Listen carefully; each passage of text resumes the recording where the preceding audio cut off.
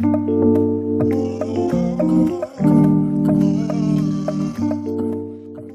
people, welcome back, FHB Podcast. Damn, I'm excited for this one, ladies and gentlemen, but mainly for the gents. Guys, today we're breaking down this Premier League season and how the season is going, especially for us, the citizens. You're doing the stuff. You know what I'm saying? So, guys, before we get into it, if you guys are new to the channel, please make sure you like, comment, share, subscribe. Do all that beautiful things, man. And yeah, man, let's get straight into this one. All right, guys, obviously, the way this Premier League season is unfolding, yeah, yeah, it's hot. It's hot. It's hot. Yeah, man. Premier League season is unfolding. Yesterday we just played Newcastle United. Well, but when I drop this video, it's gonna be yeah that day. We played Newcastle United, and we won. Tight game. The match was decided in the first half, but very very tight game. Obviously now the gap is close to 2 points. Arsenal are looking like they're going to bottle this league again. This is what I say going forward. Arsenal play Tottenham next. Tough fixture for Arsenal.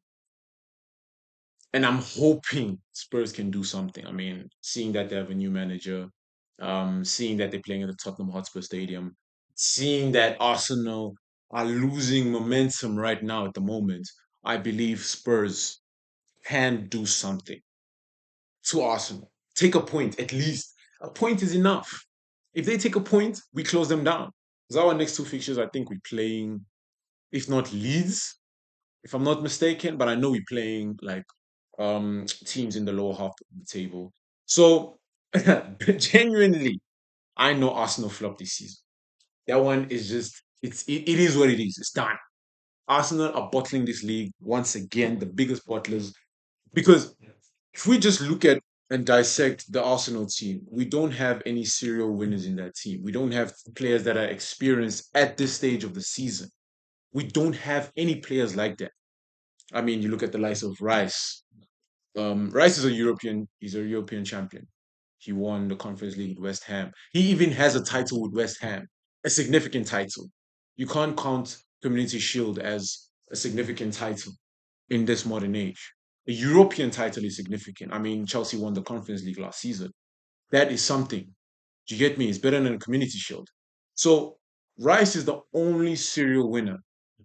And then obviously with the addition of Hincapié, who came from Bayer Leverkusen, he won the Bundesliga when Leverkusen were undefeated that whole season, which is a very, very tremendous achievement for him and his career. But coming into an Arsenal team that has not won anything significant as a unit, gents, oh, it's tough, man. It's really, really tough. I don't see Arsenal winning anything. If you ask me, we're gonna play them in the Carabao Cup final. We're winning that final, I believe. But what I'm really scared of is that if Arsenal set up in a way of let's hold these gents till penalties, then obviously we effed. But if it's a thing of let us go and play, they let us play, we let them play. I think if we go pound for pound, attack for attack, we're winning the game comfortably. I say 2-0, 3-0. We beat Arsenal in the Carabao Cup final. Now, that already demoralizes them going into the Premier League title race. It demoralizes them because at that point, the gap right now is cool.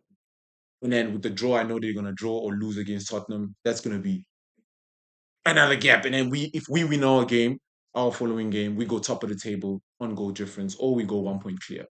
So genuinely, at this stage of the season, I know it's tough. Arsenal fans are shaking. I remember you guys were at a point where you had 12 points, 9 points clear. And there was a whole lot of talk about how you guys are so good this season, how you guys are performing, wah, wah, wah. Arsenal, arguably, I remember at a point in time when I actually said it, I said Arsenal is probably the best club this season in European football. Arsenal is the best club. They're doing it in the Champions League. They still technically still top of the Premier League, and they've been top for the majority of the season. So you have to give them the props in terms of how they've set up their team, how they've been playing so far, which is proper for them. I my hats off to Arsenal, man. They are top side, but a top side has one thing in common. They always find a way to bounce back and always find a way to get the job done. Listen to me, Chelsea. Let's just reference Chelsea. We're referencing Chelsea, right? Chelsea last season played a game, right? They played the season last season, and Chelsea, if I'm not mistaken, they finished like fourth or so, right? Finished fourth. These gents won the Conference League, won the Club World Cup, beating the best club in the world at that time last season, which was Paris Saint-Germain in the final, and convincingly as well, beating them convincingly. That's the thing. A big club is determined by getting the job done. Arsenal at the moment aren't considered a big club, but they are considered a very, very good team, right? A big club gets the job done. And when I say getting the job done, that means getting to cup finals, getting to finals, and taking trophies. That is the most important thing in football. I think that's the main end goal in football. We can't say anything about that. That's just the main goal in football. So now, referencing Arsenal, yeah, moment of silence for them. It's not looking good. Hats off to them. Like I said, I still give them their props in terms of how they've set up this season. Bring in the players that they brought in. Obviously, they probably have the best back line in European football with Timber, Gabriel, Saliba, and Calafiori on the other side. Or sometimes they can switch it with Lewis Skelly, or those are the players that can rotate in terms of the back line. Ben White, for example, coming in, Zinchenko. So Arsenal, top side, man, top side. But the only way they solidify this thing is by claiming trophies. That's the only way. Like I said, if Arsenal, by some miracle, take this Premier League, which I doubt because that club right there is taking this Premier League. But if they do take this Premier League, then I can start considering Arsenal to be a very, very good team, top side, one of the best in England, and definitely amongst Europe's finest for sure. But they need to first overcome uh, the big blue sharks, Manchester City.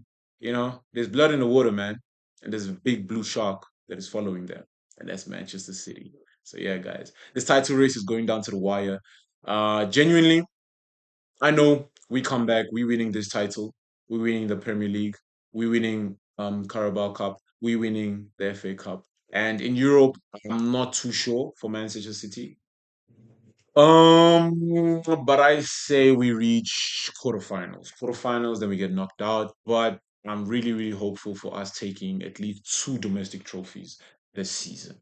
So yeah, man. Guys, that is it. That is my breakdown of the title race, basically where I see my heads at and who's taking this Premier League title. And being a Man City fan, it's biased, but I've given Arsenal their props, but it's biased still.